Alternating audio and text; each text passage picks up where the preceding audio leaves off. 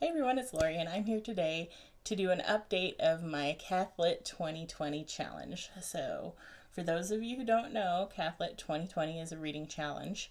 Um, Hallie at Carrots for Michaelmas is the one who came up with this. She did a version in 2019 where we read 19 books. Um, you're given basically topics to choose a book from, so it's not like you have to read the same 19 books. And then in 2020, thankfully, she didn't go with 20 books. She dropped it down to 10, which is much more doable because, yeah, this year has been interesting, and I don't think I could manage 20 books in a particular challenge. Not that I haven't read 20 books, but very specific books. So I just want to go through all of the categories, what I said I was going to read, whether or not I have read that, if there's something else I've read that also would fit the challenge, that sort of thing. So here we go. The first category is a memoir by a Catholic, and I believe this was the first thing I read for the challenge this year. I read Left to Tell by Immaculée Ilbigaza. This is the story of Immaculée's experience during the Rwandan genocide. So I had been afraid of reading this book for a very long time because it's such a deep and kind of dark subject. But Immaculée just wrote it in such a way that made it not comfortable to read, but not as devastating as I thought it was going to be, because she had so much hope and still has so much hope and faith and love. And she's just one of those amazing people like that. So this one was really, really good. And then when I was kind of checking out what I had read and what the suggestions were, another suggestion that was made, this wasn't actually one of the suggestions from the challenge announcement, but one of them was When Life Gives You Pears by Jeannie Gaffigan, which I did read in the month of June. So I've actually doubled up on this challenge. So that's one challenge done. The next category is a spiritual classic, and my plan is to read The Reed of God by Carol Haslander. My husband got this for me for Valentine's Day, so that was very sweet of him. And yeah, he's heard really great things about it. I don't know a whole lot about it, but as I was kind of going through my reading again, I also noticed that I am currently reading The Sinner's Guide by Venerable Louis of Granada. He may not be venerable anymore. Who knows how old this particular edition of the book is. This is a book that is part of my Read Your Way to Heaven Year 3 plan. So I'm not very far into it. I'm pretty far behind on that plan. Definitely not halfway through the year, but that's okay. I can always catch up. So this is another one that would fit under that category. So I will be finishing this one as well, and hoping to read this one still. Next up is book by a Catholic novelist, and my original plan was to read Lost in the Cosmos by Walker Percy. I am reading Lost in the Cosmos by Walker Percy, and I've decided I don't know if this counts. I mean, yes, Walker Percy is a Catholic novelist, but I can't really call this a novel. So if the idea was to read a Catholic novel by a Catholic novelist, it's not exactly nonfiction either. This is like a satire. It's a satire self-help book, and it is hilarious and weird. But I don't know if that's really what the challenge was supposed to be about. Good news, however, is the Close Reads podcast, which I've been kind of reading along with, is planning to do The Moviegoer by Walker Percy later on in the year. So assuming they actually get to it this year, I will probably read The Moviegoer as well. So I don't know if this one really counts. I'm not done with it. I'm just reading it right now. And I will probably also read The Moviegoer. And also, books by a Catholic novelist, again with the Close Reads. I read The End of the Affair by Graham Greene in May, I think. So I could count that one too. So we'll go with I've definitely completed 2 of the challenges, although I expect to read more in this category. Next up is poetry by a Catholic, and my cheater way of doing that was reading Poems Every Catholic Should Know, compiled by Joseph Pierce. I am not halfway through, but I am on page 102, 283, so I'm almost halfway done. So I don't think I should have any problem finishing this by the end of the year.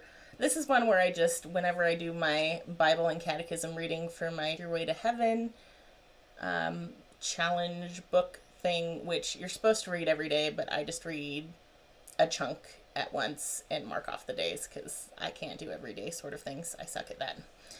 So whenever I do that, I just pick up this and read part of it before I get into the Bible or Catechism. I don't really love the setup of this book. I mean, I understand why Joseph Pearce made the decision he made to kind of put it in chronological order.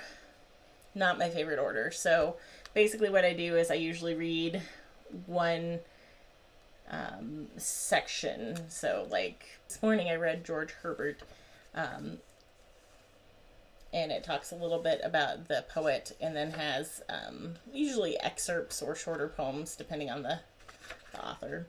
And so there might be 4 or 5 pages of one poet. So that's what I generally do. Or if they're really short and there's only like one poem from a poet, I might read a couple of different poets. But, you know, I just do little chunks at a time. I would prefer if it were set up pretty much any other way besides chronological. I don't feel like chronological order makes sense in a poetry book for the poetry. It makes sense for the history of the poetry. But, yeah, pretty much any other setup I would probably prefer for the poems. So not done with that one, but making good progress. Next up is a book by a doctor of the church, and the one I was planning on reading, and I'm still planning on reading, is Dark Night of the Soul by St. John of the Cross. I have not started this. It kind of intimidates me. One of these days, I'm going to have to pick it up. That's all I have to say on that one. The next category is a book about beauty. And in my original TBR, I said, I don't know. I will probably order one of the 2 suggestions. And to this day, I still don't know. And I will probably order one of the 2 suggestions. Probably should get on that considering we're halfway through the year, but I haven't yet. So no progress there. Next up is a book about a saint. And so I was planning and am still planning to read St. John Paul the Great, His 5 Loves by Jason Everett. This we had for a class that my daughter Eva took on John Paul II. And I don't know if she actually ended up reading it for the class or not. It was one of the ones that was suggested and then it might have been out of print or something. I don't know, it's hard to keep track of things, but I don't know if anybody in the house has read it, but I figure I can go ahead and read it for a book about a saint. The next category is a book about feasting. Now, I did read what I had planned to read for this, and then I gave it away. I don't get rid of books that often, but I just did not like this book at all. So the book was The Catholic Parent Book of Feasts. I believe it was by Michael Ann Martin and at least 2 other ladies. And I just didn't think it was very well done. Maybe at the time it was first published, which was like, I think in 1999. So it's been a while. Maybe at that point it was a really good resource, but I just feel like the internet has made this entire book completely worthless. I didn't like the way they formatted it. I didn't like the way they laid it out. I didn't like the general tone of the book. There's just really almost nothing I liked about the book. So I got rid of it, but we can check that off the list. So I believe that is the 3rd category that we can check off. So yay, go me. 3 out of so far. And then the next category is short stories by a Catholic.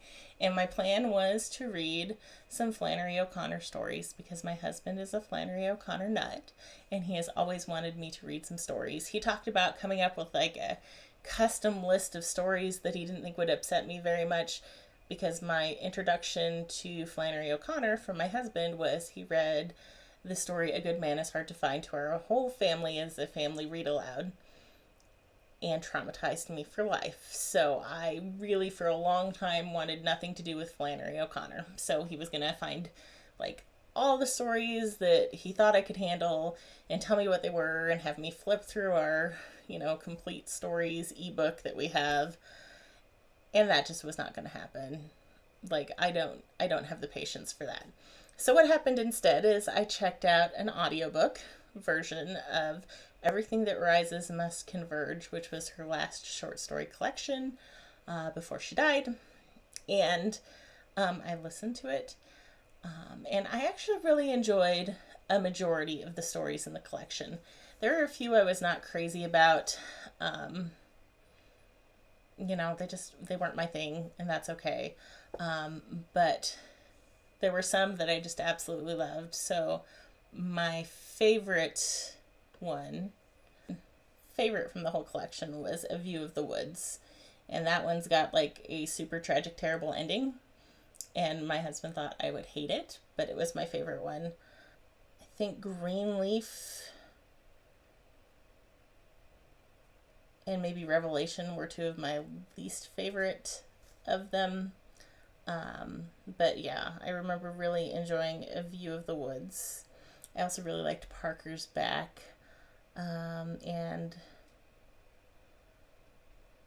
I'm not sure. Maybe The Lame Shall Enter First. It's hard to remember now, but I know that my favorite was A View of the Woods. So, best story in that collection.